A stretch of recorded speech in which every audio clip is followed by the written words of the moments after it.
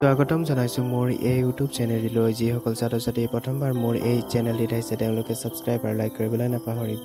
মই লৈ আহিছোঁ ক্লাছ 9ৰ ছাত্ৰ-ছাত্ৰীসকলৰ অসমীয়া বিষয়ৰ ছেকেণ্ড পাৰ্ট বৈচিত্ৰ্যময় অসমৰ চাহ জনগোষ্ঠীসকলৰ ইম্পৰ্টেণ্ট কুৱেশ্যন এনচাৰসমূহ।